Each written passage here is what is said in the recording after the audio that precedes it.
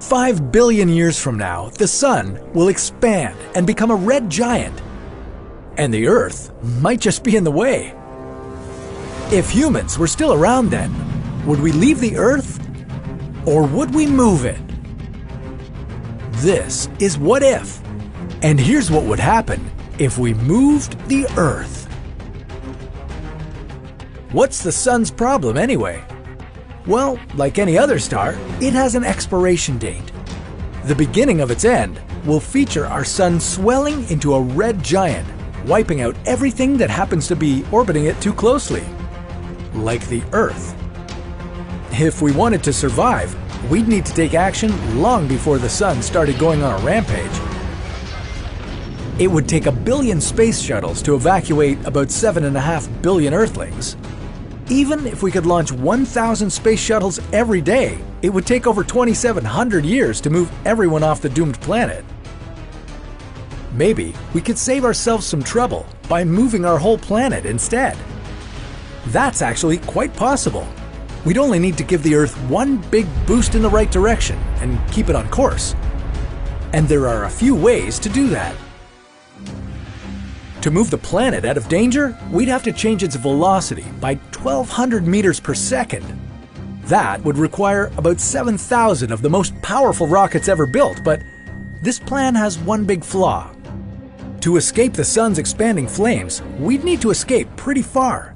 At least move into the orbit of Mars.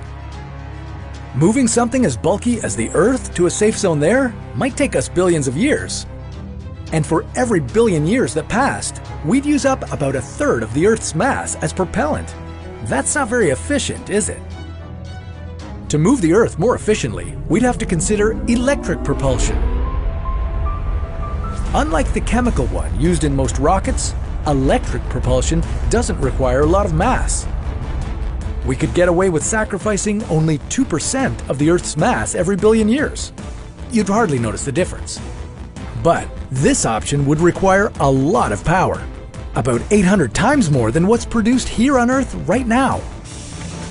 Plus, it would take some careful engineering to make this work.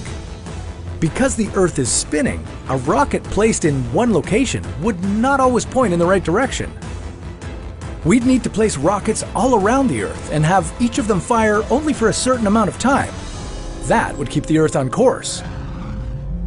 It would take 1 billion years to move the planet out of the danger zone. Any miscalculation could mean extinction. There is a better way, and it involves asteroids.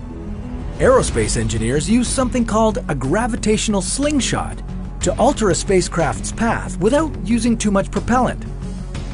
When a spacecraft approaches the Earth and then leaves its gravitational pull, it receives some of the Earth's orbital energy.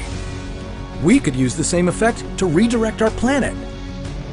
First, we'd have to make comets or asteroids pass close to the Earth, transferring some of their energy in the process. Next, engineers would redirect the asteroids close to Jupiter and Saturn, where they would pick up some of the gas giants' energy. From there, the asteroids would bring that energy back to Earth. We'd repeat the process over and over again until it got us to a safe orbit. Of course, that would be quite dangerous too. The slightest miscount might redirect a gigantic asteroid right into the planet and destroy all life as we know it. Now, we wouldn't be taking the moon on our road trip around the solar system. Most likely, we'd ditch our celestial partner the moment we pushed Earth's orbit away from the Sun. Now, the big risk here is that moving the Earth might disrupt the whole planetary system. It could easily destabilize Mercury or Venus, setting them on the path of destruction. And there's no one living on those planets that can save them, at least not that we know about. Maybe we'd be better off terraforming another planet to use as our new home. But that's a story for another What If.